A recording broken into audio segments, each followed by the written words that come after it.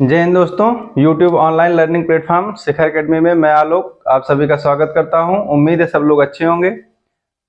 आज हम हिस्ट्री की क्लास को आगे बढ़ाते हुए बिंदुसार और अशोक के बारे में पढ़ेंगे। पिछली क्लास में हमने चंद्रगुप्त मौर्य के बारे में पढ़ लिया था।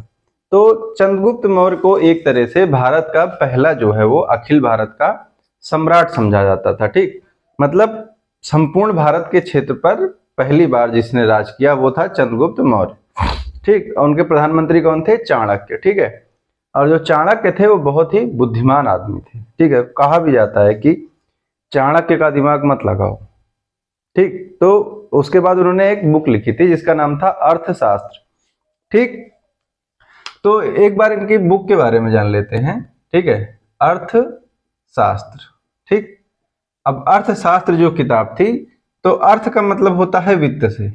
ठीक है, वित्त मतलब जैसे पैसे का कोई काम हो गया तो उसका मतलब होता है अर्थ से। लेकिन यहाँ पे क्या था कि ये जो इनकी बुक थी अर्थशास्त्र, ये जो है वो वित्त से नहीं थी, ये राजा के संबंध में थी। ठीक, कि शासन किस प्रकार करेगा कोई राजा। ठीक है, ये उसके संबंध में जो है वो बताई गई थी कि कोई राजा किस प्रकार शासन करता है। उसमें बताया गया था कि अर्थशास्त्र में इन सब चीजों के बारे में जो है उन्होंने क्या डिस्कस किया था। इसमें क्या था कि जैसे वित्त का जो मामला था पैसे का, वो बिल्कुल नहीं था इसमें। सिंपली बुक का नाम अर्थशास्त्र भले हो, लेकिन इसमें जो चीजें लिखी गई थी वो लिखी गई थी कि एक राजा को अपनी प्रजा के साथ किस प्रकार रहना चाहिए और शासन कैसे करना चाहिए। ठीक, तो ये चीजें थी इनकी बुक के बारे में। ठीक है, कभी कभी पूछ लिया जाता है कि अर्थशास्त्र का संबंध किससे है, तो वो वित्त से बिल्कुल भी नहीं है। ठीक, तो ये चीज हो गई। अब इसके बाद देखेंगे तो चंद्रगुप्त मौर्य जो है वो समाप्त हो चुका था। चंद्रगुप्त मौर्य के बाद आते हैं बिंदुसार। ठीक है, तो बिंदुसार जो है वो अगर देखा जाए तो ये किसके पुत्र थे? ठीक, बिंदुसार थे चंद्रगुप्त मौर्य के पुत्र। ठीक है, क्या नाम था इनका? बिंदुसार। ठीक, बिंदुसार। ठीक है, तो ये क्या था, इनके बारे में कहा जाता है कि ये मतलब कुछ खास काम किए नहीं। ठीक है, खास काम इसलिए नहीं किए क्योंकि पहली बात तो इनको बोला जाता है ये एक योग्य राजा के पुत्र थे। ठीक है, योग्य राजा के पुत्र कौन थे? तो बिंदुसार थे। पिता कौन था इनका? चंद्रगुप्त मौर्य। ठीक, तो ये बोला जाता है कि एक ये योग्य राजा के पुत्र थे, और दूसरा क्या था कि एक योग्य जो राजा था उसके पिता भी थे। तो योग्य पुत्र कौन था इनका? वो था अशोक। मतलब ये अशोक जो था उसकी वजह से और चंद्रगुप्त मौर्य जो थे उनकी वजह से, इन दोनों की वजह से इनको इतिहास में जाना जाता है। ठीक है, ठीक, तो उसके बाद क्या होता है कि चीजें जो थी धीरे धीरे आगे बढ़ती हैं। तो अब राजा इनको ही बनना था क्योंकि ये क्या थे? चंद्रगुप्त मौर्य के उत्तराधिकारी थे, पुत्र थे। ठीक, अब जब ये राजा बन जाते हैं तो इनको कुछ अलग अलग नामों से भी जाना जाता है। ठीक, तो जैसे इनको अमित्र घात। ठीक है, अमित्र घात के नाम से जाना जाता है। ठीक है, अमित्र घात का मतलब क्या है? शत्रुओं का नाश करने वाला। ठीक, शत्रुओं का नाश करने वाला, इस नाम से इनको जाना जाता है। ठीक है, शत्रुओं का नाश करने वाला। ठीक है, अब उसके बाद इनके इसमें जो है वो बहुत ज्यादा जानकारी प्राप्त नहीं होती और बहुत कुछ खास काम किया नहीं था। एक बार इन्होंने क्या किया था, जो सीरिया का राजा था, ठीक, सीरिया के राजा से इन्होंने तीन चीजें मांगी थी। ठीक है, तीन चीजें इन्होंने मांगी थी। ठीक, तो इसका नाम क्या था? डेमिनियस प्रथम। ठीक, और इससे राजा से इन्होंने क्या मांगा? तीन तरह की चीज मांगी। ठीक है, तो ये भी राजा थे, ये भी राजा थे, बिंदुसार भी राजा थे, तो राजा वाला शौक भी थे। तो पहली चीज इन्होंने मांगी थी अंगूर से बनी हुई मदिरा। ठीक, अंगूर की मदिरा मतलब सोमरस। ठीक, तो पहली चीज इन्होंने ये मांगी थी इससे। ठीक है, तो मांगी तो ये चीज तो इनको दे दी। ठीक है, दूसरी चीज क्या मांगी इन्होंने? सूखी हुई अंजीर। अंजीर आप लोग देखे होंगे, जिक्स जिसको बोलते हैं इंग्लिश में, फल होता है छोटा सा ऐसे। ठीक, तो इसको बोलते हैं अंजीर। ठीक है, तो इम्यूनिटी बूस्ट करने के लिए काफी अच्छी चीज होती है। तो सूखी अंजीर मांगी इन्होंने, तो इनको सूखी अंजीर भी दे दी इसने। ठीक है, किसने? सीरिया के राजा ने। उसके बाद इन्होंने मांग लिया एक दार्शनिक। ठीक, अब दार्शनिक कौन है? दार्शनिक एक व्यक्ति होते हैं, ठीक है, एक विचारक होते हैं, महान पुरुष होते हैं दार्शनिक। ठीक, इनके अपने विचार होते हैं, ये विभिन्न मुद्दों पर अपनी जो है वो विचार रखते हैं। ठीक, तो दार्शनिक मांग लिया, तो ये जो था सीरिया का राजा, इसने क्या कर दिया? मना कर दिया। ठीक, मना क्यों कर दिया? मना इसलिए कर दिया कि ये बोला इसने कि हमारे यहाँ जो है वो दार्शनिकों का जो क्रय विक्रय है वो नहीं होता। मना क्यों किया? दार्शनिकों का क्रय विक्रय नहीं किया जाता है। ठीक, अब जब दार्शनिकों का क्रय विक्रय नहीं किया जाता है तो ऑब्वियस सी बात है, इसलिए इसने मना कर दिया। ठीक है, ये चीज जो है, ठीक, इसने जो है वो बताया। ठीक है, इसका नाम था एंटियोकस, सॉरी थोड़ी सी गलती हो गई, एंटियोकस प्रथम। ठीक है, एंटियोकस प्रथम ने क्या किया? मना कर दिया। इससे क्या क्या मांगा गया? मदिरा मांगी गई अंगूर की, ठीक है, सूखी अंजीर मांगी गई और एक दार्शनिक की मांग की गई। किसके द्वारा? बिंदुसार के द्वारा। तो एंटियोकस ने क्या किया? सूखी मदिरा इनको भिजवाई, अंगूर की मदिरा इनको भिजवाई, सूखी अंजीर इनको भिजवाई, लेकिन दार्शनिक इसलिए नहीं भिजवाया, ये बोलकर मना कर दिया कि जो दार्शनिक का क्रय विक्रय होता है वो हमारे नियम के विरुद्ध है। ठीक, तो ये चीजें जो थी वो इसके बारे में थी। ठीक है, अब इसको कुछ नाम से और जाना जाता है, जैसे इसको भद्रसार के नाम से जाना जाता है। ठीक है, कहाँ पे बताया गया है? ये वायु पुराण में। ठीक है, वायु पुराण में क्या बताया गया इनको? भद्रसार। ठीक, और एक लोग थे आजीवक संप्रदाय के पिंगल वत्स। ठीक, तो पिंगल वत्स जो हैं वो इसके दरबार में क्या था, मतलब जैसे जो ऋषि मुनि होते थे उनको राजा क्या करते थे? संरक्षण प्रदान करते थे। ठीक, तो पिंगल वत्स को क्या प्राप्त था? संरक्षण प्राप्त था। कहाँ पे संरक्षण प्राप्त था? बिंदुसार के दरबार में। ठीक, तो ये चीज आपको समझ में आ गई। ठीक है, अब इसके बाद हम शुरू करेंगे जो भारत के चक्रवर्ती सम्राट थे, ठीक, अशोक के बारे में।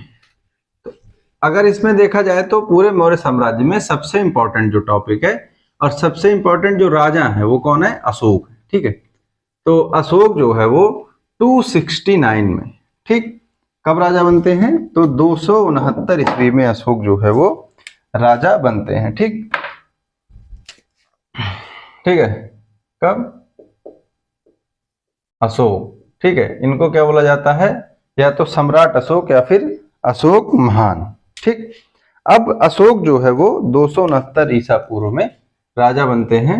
कब? 269 ईसा पूर्व। ठीक है, 269 ईसा पूर्व में राजा बन जाते हैं। ठीक, अब इसके राजा बनने के उसमें बहुत सारी चीजें जो हैं वो मतलब कंट्रोवर्सी बहुत सारी है। ठीक है, तो ये पुत्र किसका था? बिंदुसार का। ठीक है, मतलब इसके पिता कौन थे? बिंदुसार थे।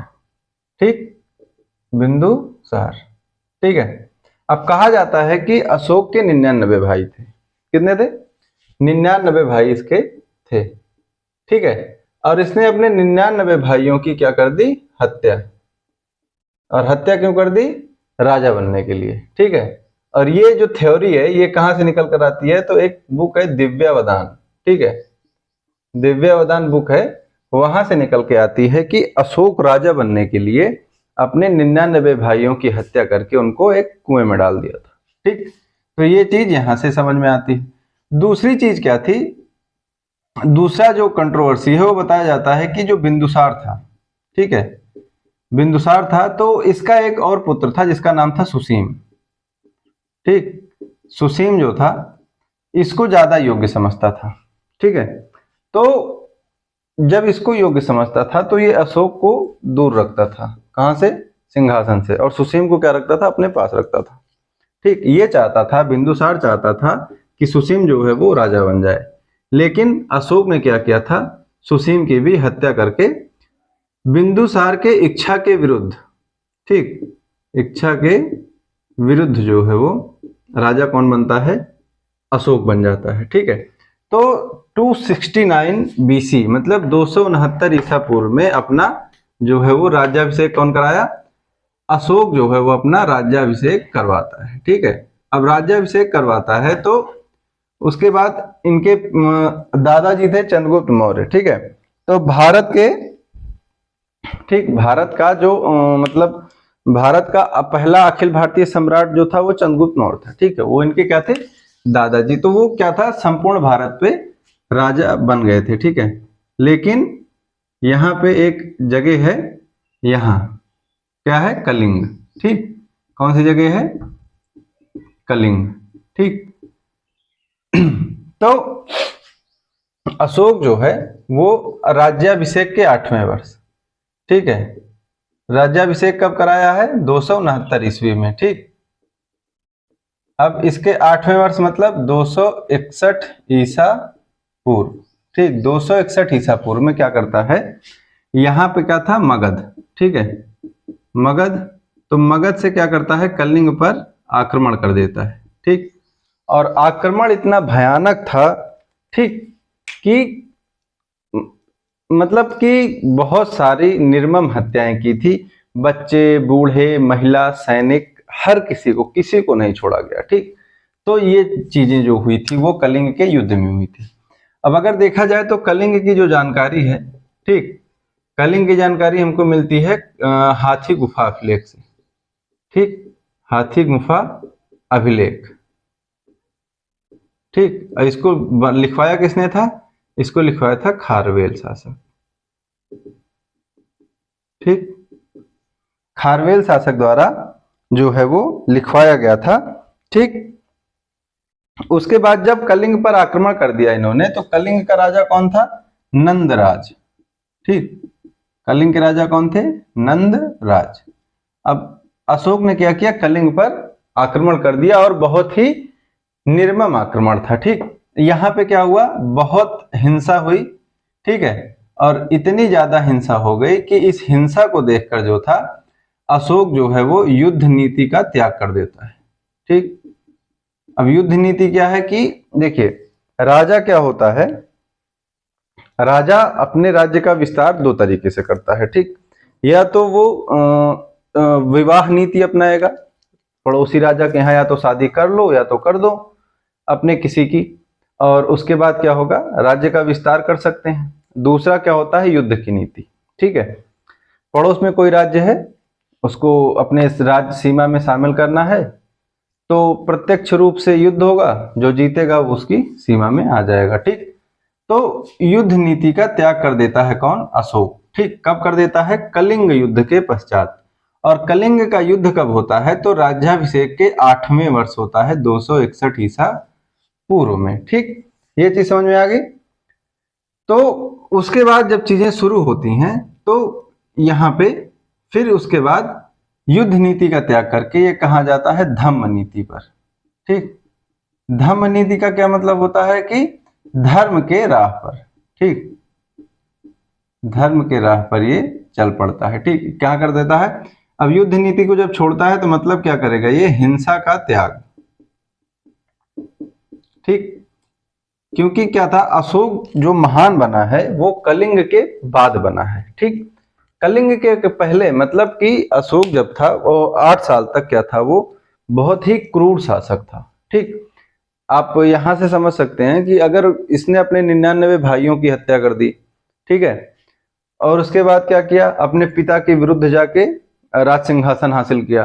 ठीक, तो उसके बाद फिर कलिंग का युद्ध करता है। तो कलिंग के युद्ध में जब युद्ध ये क्या किया, जब युद्ध समाप्त हो गया, ठीक, ये मौर्य वंश जो है वो जीत गया, तो क्या होता है कि अशोक जो है वो युद्ध के मैदान में जाता है। ठीक है, तो युद्ध के मैदान में तलवार हाथ में थी, जाता है, तो मार काट बहुत भयंकर तरीके से मचाई गई थी। ठीक है, बूढ़े, बच्चे, महिला, किसी को नहीं छोड़ा गया था। तो एक बच्चे को तीर लगी हुई थी। ठीक, तो तीर लगे बच्चे को, वो कुछ देर में मरने वाला जैसे था, तो इसके अंदर दया की भावना आती है अशोक के अंदर, ये सोचता है मैं उसको पानी पिला दूं। और जब ये एक हाथ में तलवार लेके और दूसरे हाथ में पानी लेके बच्चे के पास जाता है तो तीर लगे होने के बावजूद वो बच्चा उठ के भागने लगता है इसको देख के। ठीक है, तो वहां से इसको समझ में आता है कि बच्चे को पता है कि कुछ देर में उसकी मृत्यु हो जाएगी, सामर्थ्य उसके अंदर नहीं है, ठीक है, फिर भी वो उससे दूर भाग रहा है। तो इसकी जो वजह थी, तो इसी वजह से अशोक ने क्या किया, कलिंग के युद्ध के पश्चात क्या किया था, युद्ध नीति को छोड़ दिया था। ठीक, अब उसके बाद जब चीजें आएंगी तो वहां से देखेंगे। ठीक, उसके बाद जो चीजें आएंगी, अब इसके बाद कुछ जो इम्पोर्टेंट चीजें हैं उसको देखते हैं। ठीक, तो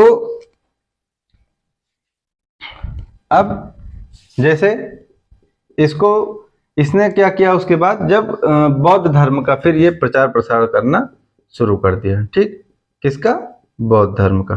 ठीक है, बौद्ध धर्म का प्रचार प्रसार करना धीरे धीरे जब शुरू कर दिया तो जो चीजें थी, फिर अभिलेख लिखवाने शुरू कर दिए। ठीक, अभिलेख क्या होता है, अभिलेख जैसे आप कहीं पे दीवार पे या फिर कहीं और पहाड़ों पे इधर उधर आप कुछ गुदवा के लिख दीजिए। ठीक है, उसको खुदवा के अगर उस पर लिखवाया जाता है तो वो चीजें क्या हो जाती हैं, अभिलेख हो जाती हैं। तो बौद्ध धर्म के प्रचार प्रसार में ये लग गया। ठीक, बौद्ध धर्म से इसने क्या सीखा कि हिंसा नहीं करनी है। ठीक, तो अब हम हिंसा नहीं करेंगे, तो धीरे धीरे जो चीजें थी वो सामने आने लगी बौद्ध धर्म के प्रचार के रूप में। ठीक है, तो आप देखेंगे कि जो तीसरी बौद्ध संगीति भी हुई थी वो भी कब हुई थी, अशोक के समय में हुई थी, 383 ईस्वी के 255 ईस्वी के आसपास। ठीक, तो 255 ईस्वी में क्या हुआ, 255 ईसा पूर्व,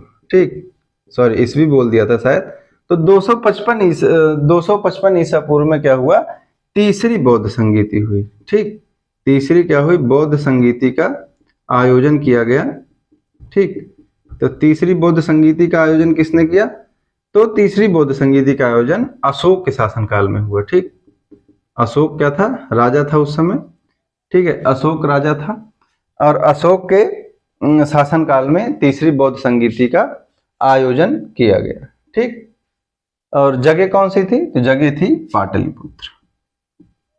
ठीक, पाटलिपुत्र में इसका आयोजन जो है वो किया जाता है। ठीक है, तो यहां तक चीज जो है वो समझ में आ गई। ठीक है, अब उसके बाद जो था, फिर इसने जब अभिलेख लिखवाने शुरू किए तो अभिलेखों में इसने खुद को लिखवाया देवानाम प्रियदर्शी। ठीक, देवानाम प्रियदर्शी, इसका मतलब क्या था कि देवों का प्रिय। ठीक, खुद को क्या लिखवाया, देवों का प्रिय। ठीक, और इसको क्या बोला गया, मास्की के शिला, एक जगह है मास्की। ठीक, मास्की में इसको बोला गया बुद्ध शाक्य। ठीक है, क्या बोला गया, बुद्ध शाक्य, ये इसको बोला गया। ठीक, तो ये जो चीज थी वो इसके बारे में आती हैं। ठीक, अब उसके बाद दूसरा था आजीवक संप्रदाय जो था। ठीक है, ये बौद्ध धर्म को मानता था, लेकिन इसके जो राज्य में सभी धर्मों की अनुमति थी। तो आजीवक संप्रदाय कौन मानता था, आजीवक संप्रदाय इसका पिता मानता था जिसका नाम था बिंदुसार।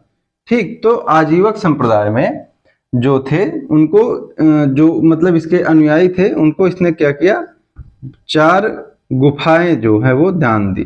ठीक है, 4 गुफा दान में दी। ठीक, अब 4 गुफा जो दान में दी, ठीक है, आजीवक संप्रदाय के लिए, वो कहाँ पे बनी हुई थी, वो बराबर की पहाड़ियों में बनी हुई थी। ठीक, बराबर की पहाड़ियों में,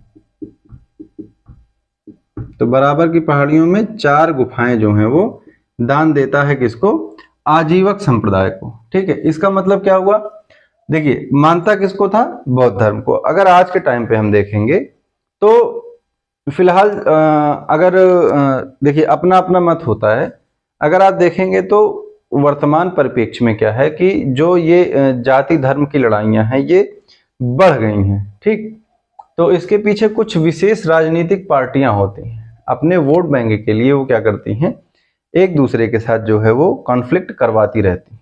ठीक, तो वैसे भी बहुत चीज़ें सामने आती रहती हैं, आप देखते होंगे न्यूज़ में। और दूसरी चीज़ न्यूज़ की क्या है कि अगर जब तक टीवी चला के रखो, न्यूज़ लगा के रखो, तब तक आपको लगेगा कि पूरे देश में मार काट मची हुई है। ठीक है, लोग एक दूसरे के खून के प्यासे हैं, तलवार लेके, नंगी तलवार लेके सड़क पे घूम रहे हैं डायरेक्ट। ठीक, और उसके बाद टीवी बंद करके बाहर निकलो, सब कुछ शांत है, धूप अच्छी निकली हुई है, माहौल एकदम ठंडा। ठीक, तो न्यूज जो है ना आज के टाइम पे उसका कोई स्तर नहीं रह गया है। 150 नंबर पे है भारत की मीडिया, तो देखने का कोई मतलब नहीं बचता है। ठीक, तो इसमें 4 गुफाएं जो थी, इसमें पहला था सुदामा, गुफा का नाम था सुदामा, कर्ण चौपार। ठीक, कौन कौन सी थी? सुदामा, कर्ण चौपार। ठीक, तीसरी थी लोमस ऋषि, लोमस ऋषि गुफा। ठीक, लोमस ऋषि गुफा। और चौथी थी, इसका नाम था विश्व झोपड़ी। ठीक, विश्व झोपड़ी। ये चारों जो गुफाएं थी, ये इसको दी गई थी आजीवक संप्रदाय को अपने धर्म के प्रचार के लिए। और यहाँ पे जो भिक्षु थे, यहाँ के आजीवक संप्रदाय के जो उपासक थे, पूजा पाठ जो करते थे, वो यहाँ पे क्या था, रह सकते थे, उनको आश्रय दिया गया था। ठीक, तो ये चीजें जो आती हैं वो थी।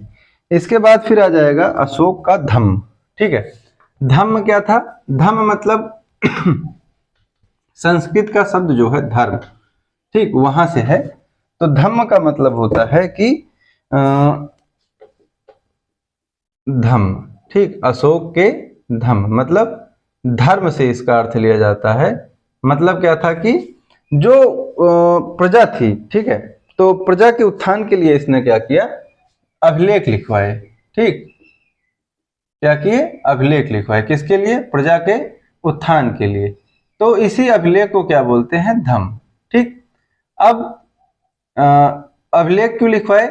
तो इसलिए लिखवाया गया कि जो प्रजा है वो अपने नैतिक मूल्यों को समझे। ठीक, नैतिक मूल्यों को समझे। जैसे अभी क्या है, संविधान में क्या है, मूल कर्तव्य है। ठीक है, मूल कर्तव्य क्यों है? तो वो इसलिए है कि जो भारत के नागरिक हैं वो अपने कर्तव्यों को समझें कि देश के प्रति उनका क्या कर्तव्य है। ठीक, तो उसी तरह इसमें क्या है, जो नैतिक मूल्यों को समझाने के लिए इसने क्या किया, धम्म को लिखवाया। ठीक है, अभिलेखों के माध्यम से उसको फिर क्या किया, जगह जगह स्थान स्थान पर लगवा दिया। ठीक है, अब एक बड़े खंभे में खुदवा के लिखवा दिया गया और उसको रख दिया गया। ठीक, तो इसके अगर देखे जाए तो शिलालेख जो थे वो 14 थे बड़े। ठीक है, 14 बड़े शिलालेख थे। ठीक है, जिसके बारे में पढ़ना होगा हमको। ठीक, तो शिलालेख जो हैं उनको हम एक क्लास में अच्छे से देख लेंगे। ठीक है, तो आज के लिए इतना ही। वीडियो अच्छी लगी हो तो चैनल को सब्सक्राइब कीजिए, लाइक, कमेंट और शेयर कीजिए। धन्यवाद, जय हिंद।